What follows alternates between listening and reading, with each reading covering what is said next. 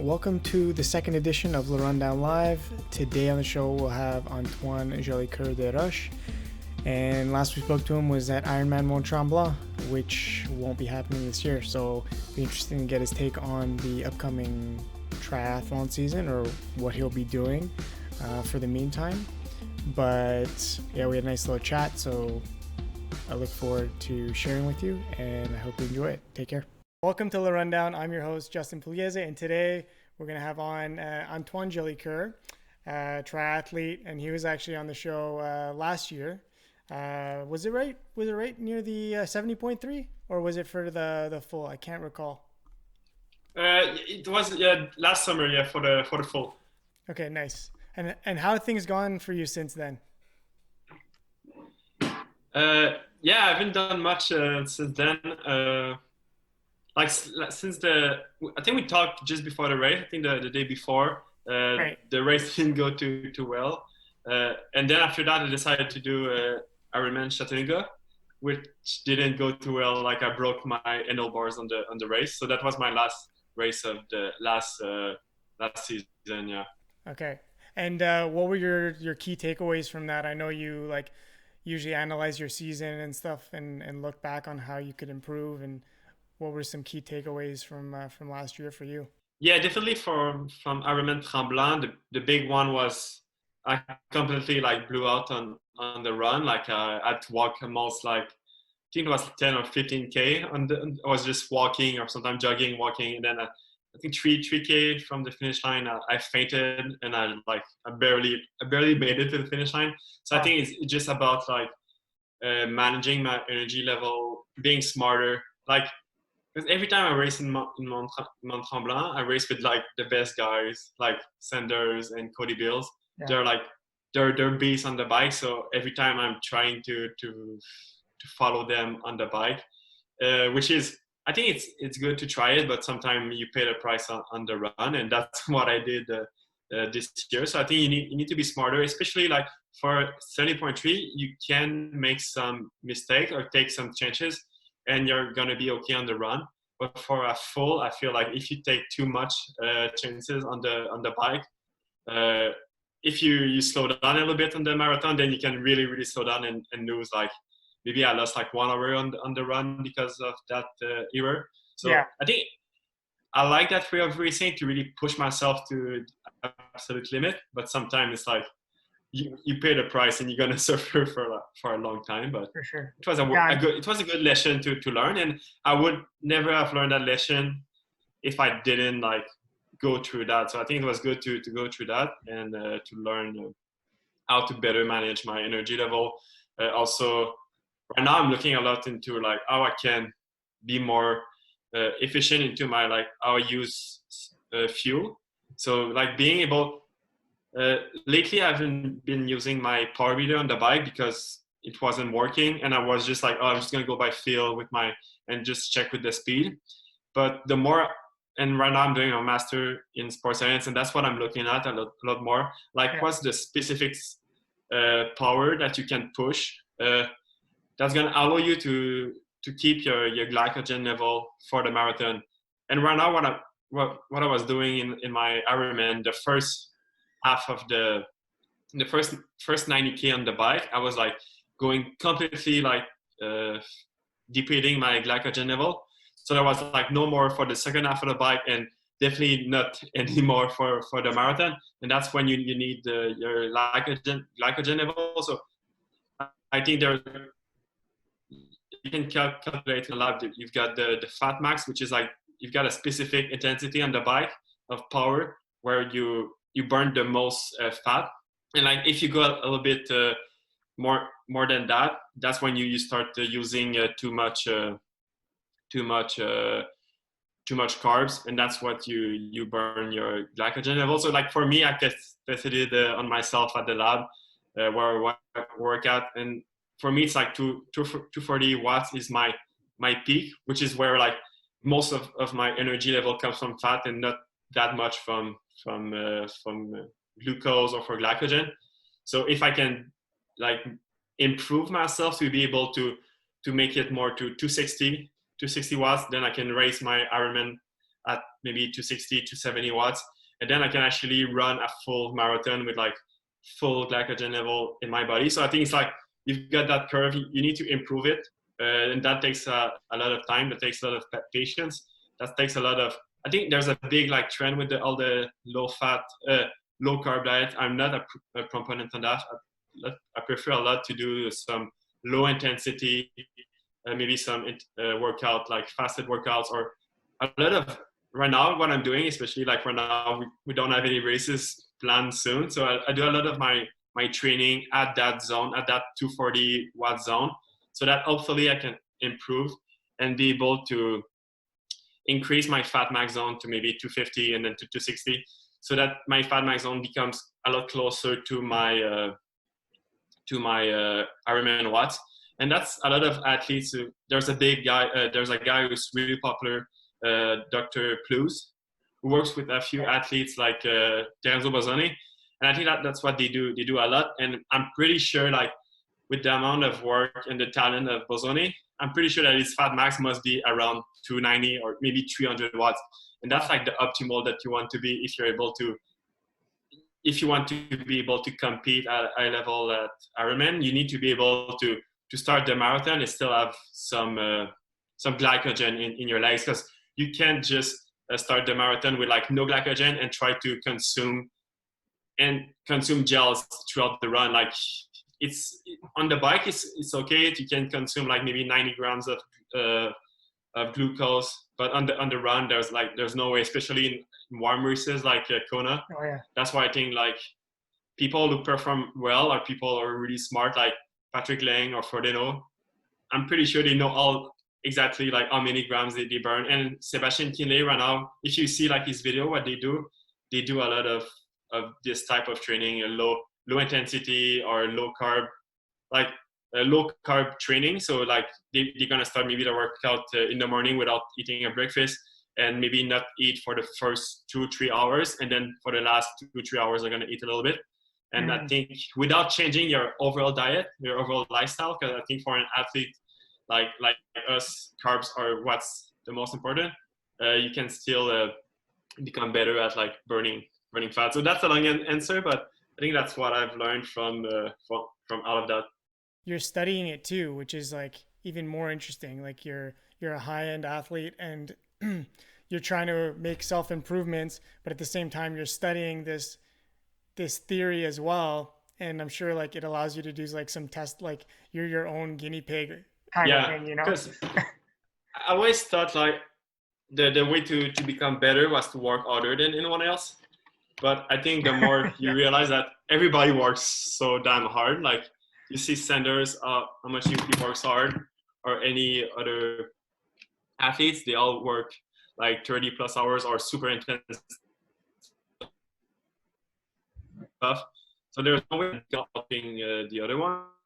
So I think the key is to work hard, but work smart, and work specifically for the type of athlete you are, and specifically for the type of race you want to race. Like you can't train the same way that an ITU athletes trains, or even like if your main goal is to perform at Ironman, you can't really train the same way as someone who wants to perform really well at 70.3. It's like completely different. It's similar, but it's still different, the way you use your fuel, the way how your body's gonna work in this.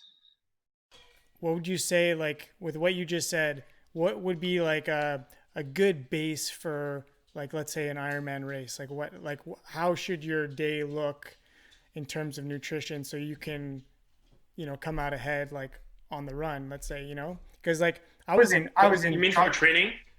Yeah, like for training for an Ironman, let's say, because like you guys are going so hard, but I mean, it's all relative. People are working really hard. They're sticking with their nutrition plans, whatever that is. So like, what would be your recommendation, let's say, for in terms of fueling throughout a long race like that? I think it's important to have like a plan, like you've got your nutrition plan number A, and then your B plan or your C plan. Yeah, you need to have multiple plans, because shit's gonna hit the fan, and like stuff gonna happen. Like my first one I decided to just fuel with gels, because that's what I was doing in 7.3. So I was like, well, it's twice the distance, I'm gonna bring twice the amount of gels and a bit more maybe just in case. But after one lap, after 90K, I was so sick of eating gels. I had like a belly full of gels. I couldn't like digest the gels anymore, and especially all my gels were like extra electrolytes, which is a terrible idea. Yeah. So I think you learn from those mistakes. So I think it's important right now. What I do is I bring gels. So I bring like four type of different foods. So I've got calories in my drink, calories as gels, calories as maybe like candy, like the Cliff blocks, and also as bar. I use the Chrono bars. So you've got like you've got hard stuff, you've got medium, like medium solid, and then you got liquid. So if you're feeling like your stomach is, especially after you come out of the swim, usually your stomach is kind of weird because you've been like horizontal for like 1 hour, and then especially you sprint through the transition. The first part of the bike is usually hard because you want to place yourself in the peloton. So that's not the time to eat a bar. That's the better time to eat some calories by drink, then a few gels. And in the middle of the bike, that's the most important part. That's when you need to consume the most energy because that's when you're settled. You're in your perfect what that you want to be for the rest of the race. And now your stomach is okay. You can digest anything if you're trained for it. But that's when you need to mix it up. Like I try to do a few gels, a few Cliff blocks, a few bars, and I just rotate it. And it's just important to also drink, not just drink with calories. I think it's important to drink just water, plain water, because if everything you eat or drink is all calories, then it's really hard for your stomach. So, and a gel is super dense. There are so many calories in a gel, so you need to drink water with it. And even though you have a plan, like usually the plan is maybe to drink like to consume 80 to 90 grams of carbs per hour. That's like the 90 grams is totally the maximum amount that you can consume. But you need to be able to adjust. Like if you can only consume like 70 or 60, that's still plenty. That's still better than zero. So you need to be constantly adapting. Like sometimes, like you see in races, like some people, like it's so hard that they vomit, and then they try to consume more food. But like that's maybe your body telling you like just take a break for a while. Like just try to maybe drink some water or something, just for a little bit, and then you can start to see if something works. So I think to have a good plan, it's good to have like exactly what you need to do, but you really need to be flexible. It's the same thing with the pacing strategy. If your pacing is to do like I want to do like 280 or 290 watts, but today I can only do 260 or 270. Well, I'm gonna do 260 or 270 because there's no point in trying to do what I'm supposed to do and then blow out at the end. It's better to maybe push a bit less power on the bike and then be able to run after. That's something I tell myself, but that's not something I do. I always try to do. Listen, I watched you. I was at Ironman last year. I was taking photos of you guys, and I did an interview with Cody Beals after the race, and you guys were absolutely hammering it on the bike. It was absolutely insane. It was you three. It was Cody and Lionel and yourself, and you were just like crushing it on the bike. I was like, I hope Antoine can hang on for the run because this will be a hell of a finish kind of thing. That's gonna be a moment I'm gonna remember like all my life. Just to be able to like going up like Concepcion, like Sanders passed me, then I tried to go past him again, and like that's it's just fun. Like maybe it wasn't the smartest thing to do, but it's something I'm gonna remember. Like, well, I raced with those two legends, and like when like Sanders or Cody Bills, for sure they're gonna win Kona one day. I'm gonna remember that. Well, I was actually with them for a few kilometers, and that was pretty fun. And like you raced with them, but you're like a fan as well, right? Like you look up to these guys, no? I remember like the first, I think it was at 70.3, like one of my first races I did, and I was leading, I think, for maybe 45 or 50K on the bike, and it was one of my first races as a pro. And Sanders, like when he passed me, he told me some like encouraging words, and after the race, he talked to me, and that's really cool. Like I was like just a new guy who just wanted to race, and he was like already like winning races, and he was super kind to me and like giving me advice and stuff. And Cody Bills, like Cody Bills has always given me advice, especially like relating to equipment. Like every time I had like a question about like, okay, what type of rails I need to use for that type of race, he was always helping me because he's super smart about everything. He's super smart about nutrition, but also about equipment choice. Okay. So it's great. Like there's a good community between all the pro triathletes, and I think especially between the Canadian athletes too. Yeah, for sure. Have you taken this time to upgrade your pain cave? My pain cave at my parents' house. Right now, I'm staying at my parents' house in the Laurentides, and it's pretty great. We got a tack snail and a screen. We got a treadmill. We got like a squat bars, a few like a dumbbell, a lot of dumbbells and stuff. So it's pretty good for training. Like especially like right now, I think it's good to.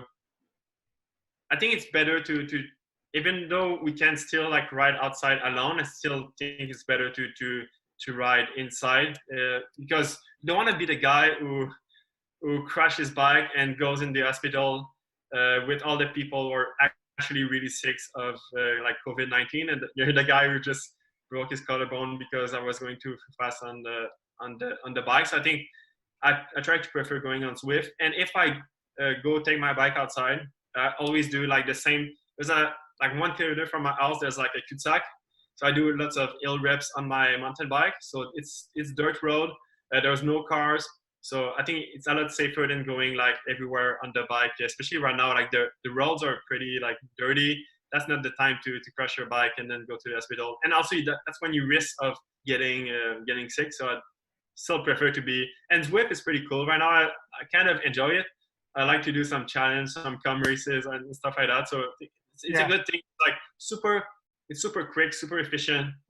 Get it done, and then you feel great. And then you see Sanders beat everyone in a race, like beat Mathieu van der Poel. You're like, oh my god, like pushing like 600 watts. Like you're like, Mathieu van der Poel is the best one in the world, and Sanders is beating him. So that's pretty impressive. Super impressive. Yeah. What are you thinking of these VR races now? Like the that they're doing. Did you hear about this? Yeah, I watch. Well, I'm not sure what type of what races was called, but there was a one with that Greg Van Avermaet won, and I was pretty like I was doing my workout on Zwift and I was watching that VR race, so that was like pretty weird. Yeah. But is it something you think you'd do? They film themselves too, so you see like where they're training. Like some people have like super nice pain cave. There was one guy. It looks like he was training like in gel. Like it was just like it was so weird like where he was training. So it's cool to see like okay, some people have like their Grand Environment had like his CCC flag behind him. Like, but it's weird because like he won and like he's not gonna like lift his hand or anything. He's like just I'm done. It's not like there was no celebration or anything. Yeah, he just quits the Zoom or whatever the thing is. You got into some trail running last year too. Is that something you want to continue doing, or how did you like that experience? Oh, that was super fun. I did the Trans Montreal one. It was a 60K race. Actually, it was supposed to be a 60K, but we were like 4 at the front of the race, and after I think it was maybe at 20K around, we got lost. We just was because there was a last minute detour on the course. So I uploaded the GPX file on my watch. I was like, okay, I'm just gonna follow it. I'm gonna be fine. But because of the detour, I was screwed. I didn't know where to go. Like we had to call the guy. I think we did like, I think the actual distance was like 58K. I ended up doing like 65K.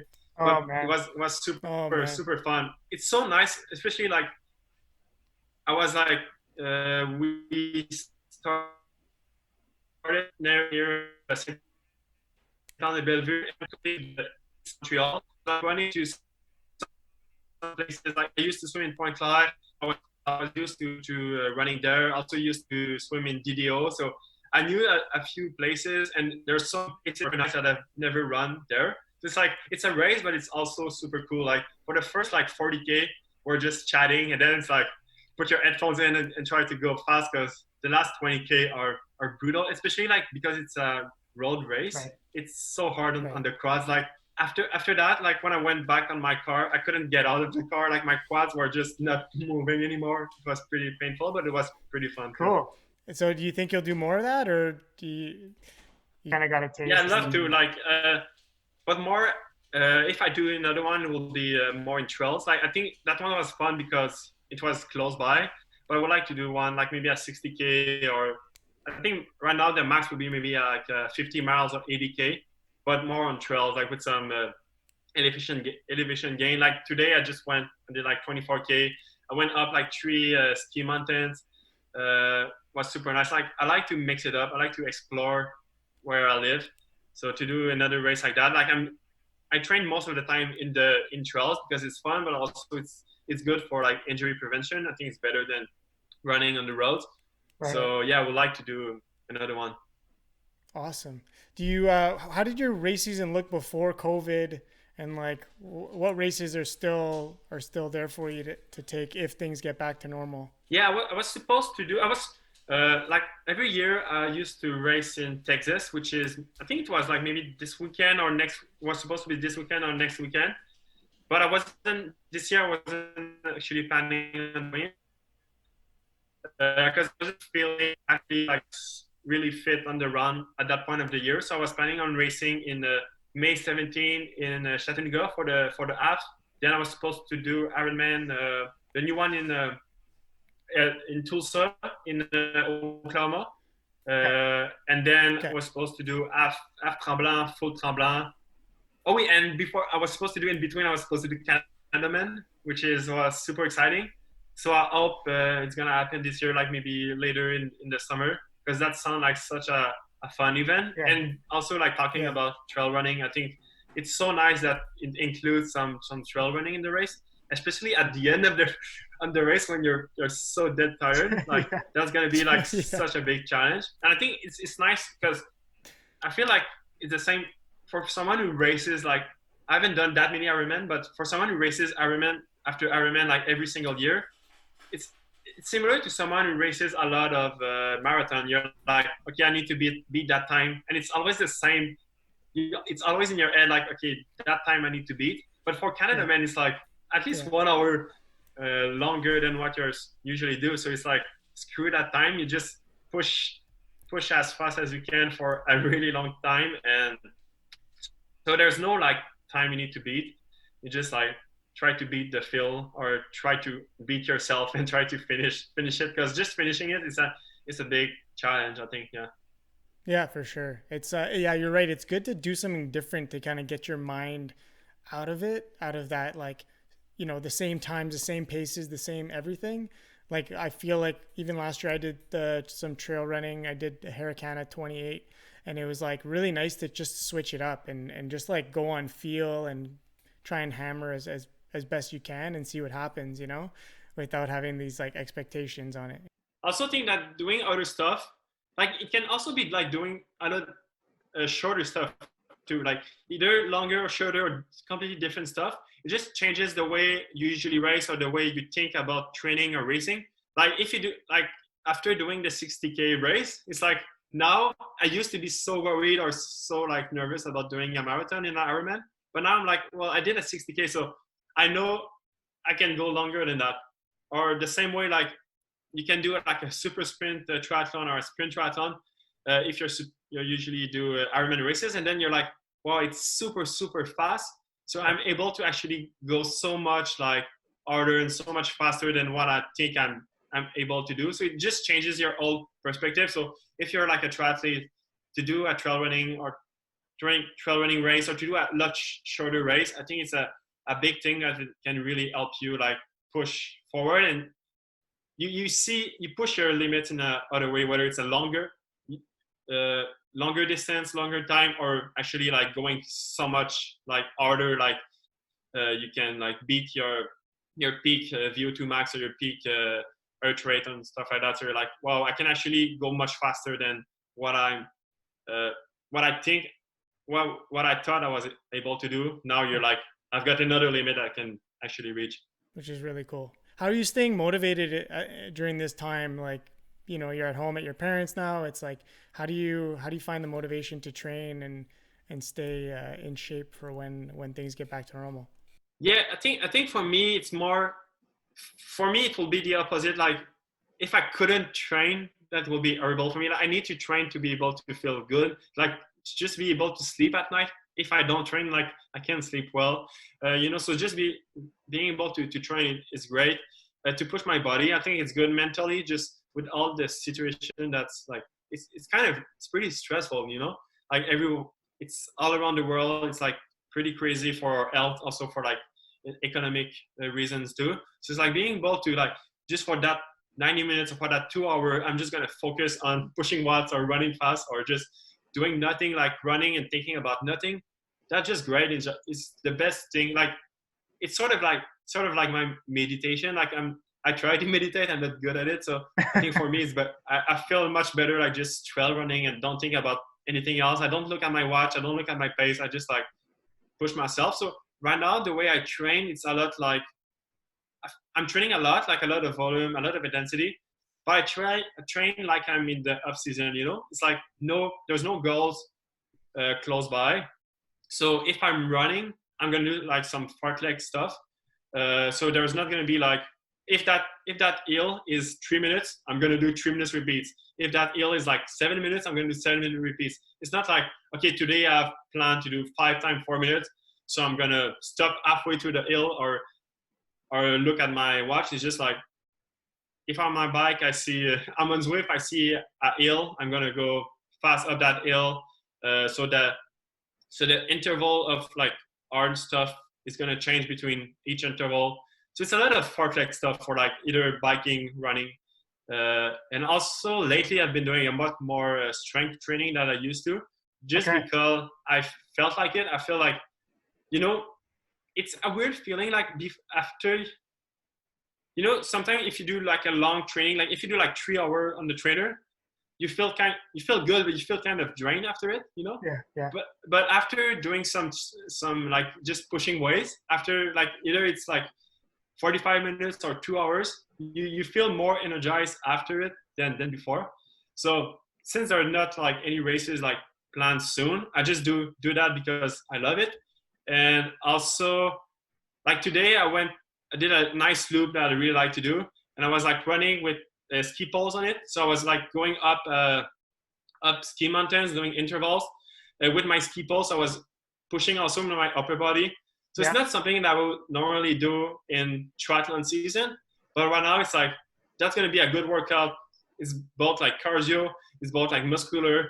It's also like super VO2 max. Like my heart rate was at the max for all the hill. It's like a good training, but it's not specific to any race. It's not like I'm doing marathon pace training. It's just like trying to stay fit and see what happens. Like I see there's different like strategy of like different pro athletes do. And talking about Cody Bills, like Cody Bills wrote something on his Yeah. Instagram. He's like, I think his post was basically like, I see a lot of other pro athletes hammering themselves like in training and like trying to be super fit right now. But the way he saw it is like, you're not going to race in April or in May. So you better take it easy right now or do stuff that you want to do to be able to be fit, relax, healthy mentally, and also healthy in general for September, October, or November. Yeah. Because there's no point in being like super super fit right now or like super super lean right now. Also, it's just being fit mentally and physically in general, being good, doing stuff that you like, so that when the season starts, maybe like at the end of summer or in fall, you don't feel already burnout. You need to be like, that's the start of the season and I'm feeling ready to start it. But also it's like do stuff that you want to do. It's like if today you don't feel like doing intensity, just ride easy on Zwift, and tomorrow you're maybe gonna feel better, and then you can push harder. It's like I think it's important to I think the mental aspect of it is really important right now. It's like you don't want to create more like unnecessary stress on yourself by by like stressing your body too much in training. It's like I'm still training like 3-4 hours most days, but it's Yeah. mostly like stuff that I like to do and that I enjoy doing.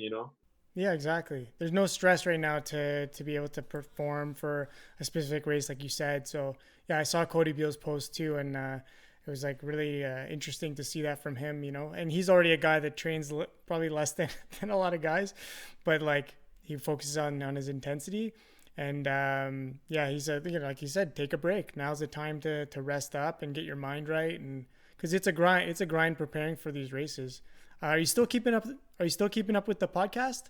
Some of my like podcasts like equipment is still at my apartment in 12 years. So I haven't got the time to take it back, but maybe I'm still gonna do it. Maybe with just like some basic stuff that I have at home, because especially like now you can do it with Skype and everything. So and everybody's at home right now, so I think it's a good time to do it. So Yeah. I'm gonna see if, especially like right now, it's like I've seen like maybe like Amélie Kretz would be a good one, because like I don't know if you've seen like there's a few articles on her about like she built her own a small pool in her garage and like she swim with it. It's Yeah. like super small, but like it's like it just shows like commitment of like she's an Olympian. She wants to become a second time Olympian and she trains a lot for it. So I think yeah, that would be like a cool guess. And I think yeah, I think I should definitely do more podcasts right now, because I've got the time and people have got time and people are bored. So Yeah, exactly. People are starving for content right now. Um, how's the cooking situation at your parents' house? Like I know you're vegan, so does mom cook vegan for you, or are you cooking on your own? Or how does that work? uh, we always eat vegan at my house right now. It's pretty cool, yeah. Like my mom is not like completely vegan, but like when I'm there, they eat vegan, and my dad right now it's pretty much like maybe 90% vegan. So it's pretty cool. Like, and there's tons of food. Like, so it's pretty cool for that. Yeah.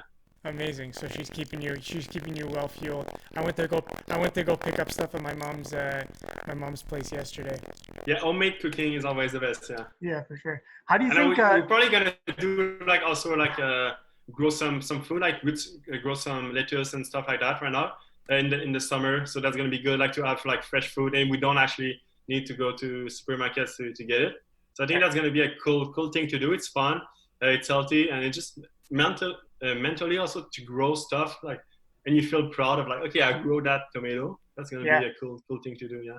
we're looking to do the same in our backyard. Have a little garden and Yeah, it it'll doesn't take that much place, and it's like it's a fun activity to do too. yeah.